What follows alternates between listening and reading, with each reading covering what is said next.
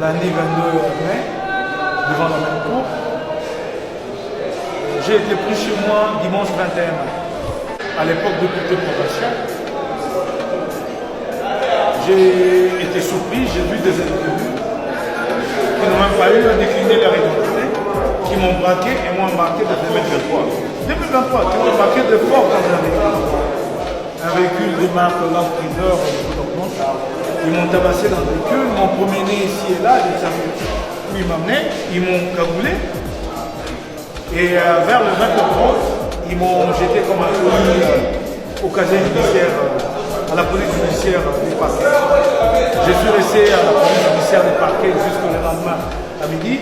Et j'ai vu des individus débarquer et pour me demander de me suivre.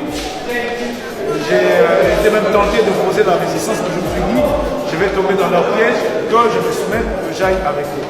Parce que je leur ai demandé en vertu de quel mandat ils venaient me prendre là où j'étais déjà détenu. Irrégulièrement.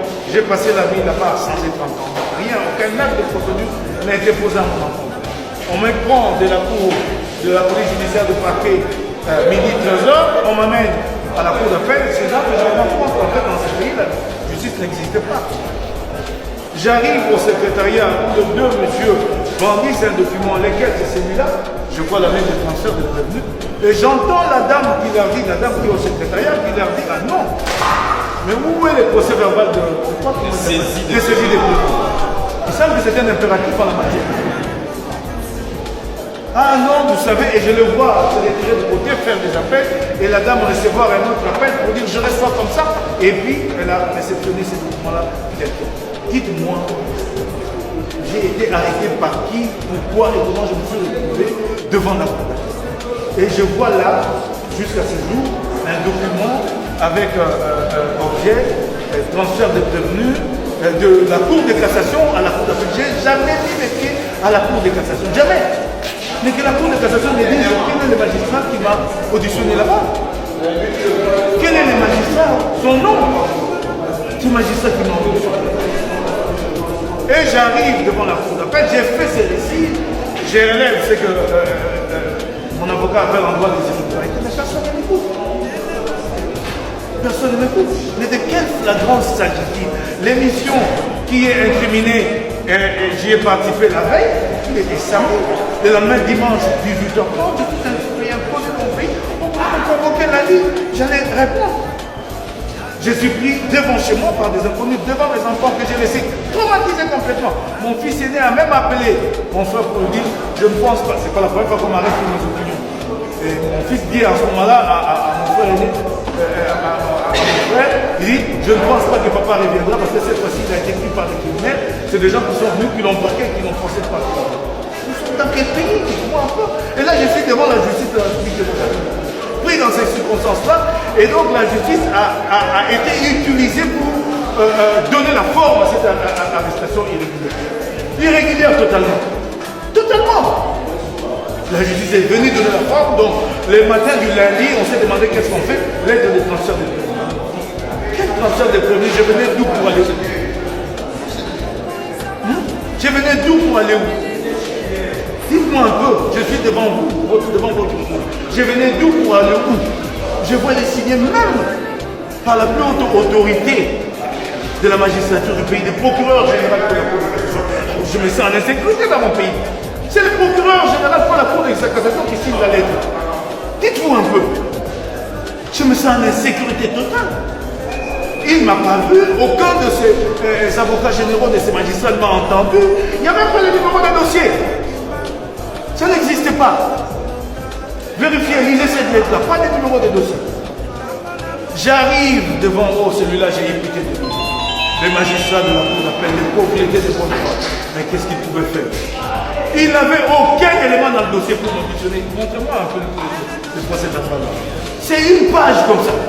Il n'avait aucun élément en sa possession pour m'auditionner. C'est une page à peine quelques 4-5 questions. J'ai eu pitié de lui. On lui a demandé simplement auditionner. Une recto-verso, à peine 5-6 questions, superficielles.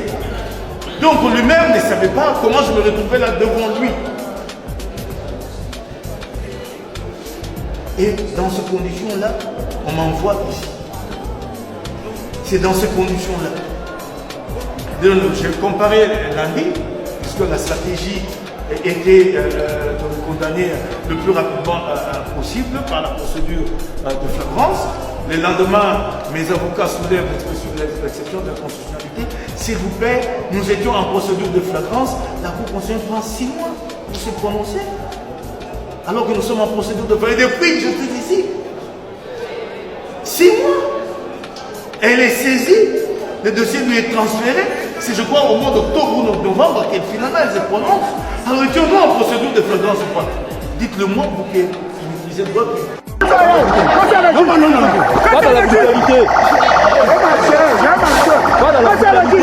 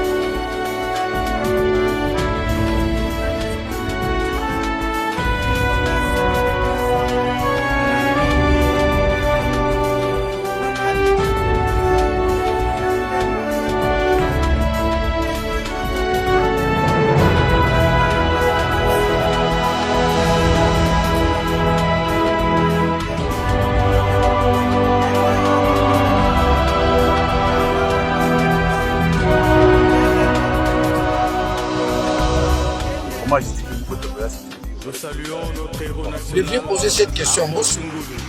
Pourquoi je ne suis pas là? J'ai été sanctionné injustement. Ici, je suis venu récupérer quelques documents. Et personne ne peut m'empêcher. Je suis venu récupérer les documents nationaux. Je suis député national, j'ai mes immunités. Seulement, ils m'ont privé mes droits. C'est cela, c'est sens-là. Souvent, on dit que vous êtes empêché d'entrer ici. Personne ne peut m'empêcher. Et ça, c'est un guerrier. On ne prive pas un guerrier ses droits. Un guerrier n'a qu'une possibilité, celle de détenir son javelot quand il constate ses droits ne sont plus respectés. Ça, c'est un guerrier. Tous se sont déversés dans l'union sacrée. Ceux qui sont restés dans la résistance, on leur doit respect et considération. Zola nangaya, moni mukil moba na union sacrée. Ba oyembe la Fachi Nzembo. Okozwa deuxième mandat. Fachi Kakayo. Mais soko moni misa tuto mine ba koti union sacrée. Obete na bango maboko. Beaucoup misaka bango. Ce que j'appelle la race rare au Congo. Ça c'est un pays de flatteurs. Flatteurs, beaucoup sont devenus ministres au nom de la flatterie. Ils sont bisa Fachi Muningaya.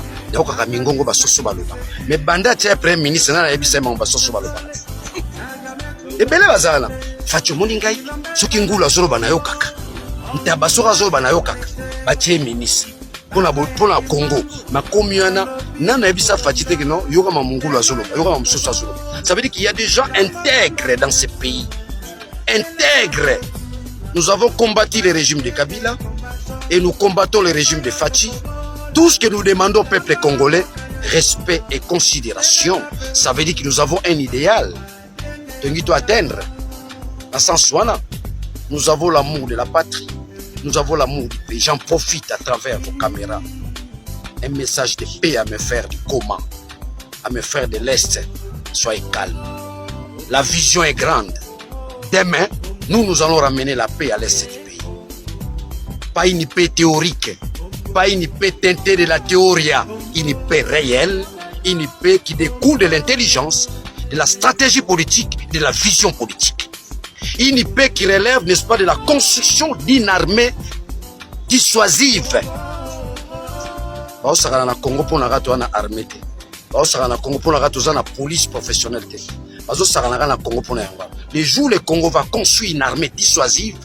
Soto tongi armée na 8h na 9h Rwanda et moka benda na M23. Donc bandeko nanga Est bozana likia mikole komi akotanga mandeko mina suka. Il y a des gens qui rêvent un grand Congo. Daniel Safou, Moïse Katumbi, nous rêvons un grand Congo. Mwando Simba, nous rêvons un grand Nalobango chaque fois, de par notre idéologie. La synchronisation, n'est-ce pas, des idéologies. Le socialisme, le capitalisme, ça c'est une vision exceptionnelle. Le logo peut s'absorber raison. Des pères et des mères, Baza Wapi, Baoli a shooter. Parce qu'ils étaient payés dans la télévision, des pères et des mères, Moïse Katumbi, Aza Congolais. Les lois et moraux, on a voyagé dans Bango. On a foutu à billet. On a logé Bango. À ce moment-là, j'étais Congolais. Peuple congolais, il y a des gens qui ont compté dans Bango, dans Mboko, Daniel Safou, Moïse Katumbi, il y a beaucoup compté dans Bango, Mike Mukebai, Salomon, il y a beaucoup compté dans Bango. Mon copain, il fallait beaucoup compter dans un abus de soutien. Mais mon lit, mon ézo sale. Chéri Bokende.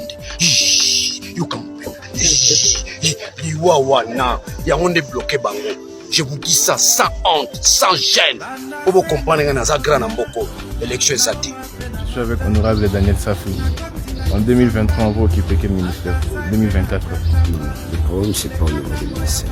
Le problème, c'est que nous arrivions à construire l'État. Pas seulement l'État, tout court l'État-nation. Le Congo n'existe pas. Félix a tout détruit. Nous devons construire l'armée, nous devons construire l'appareil para-étatique, nous devons consolider nos institutions. Mais en 2023, en 2024, nous avons une ambition.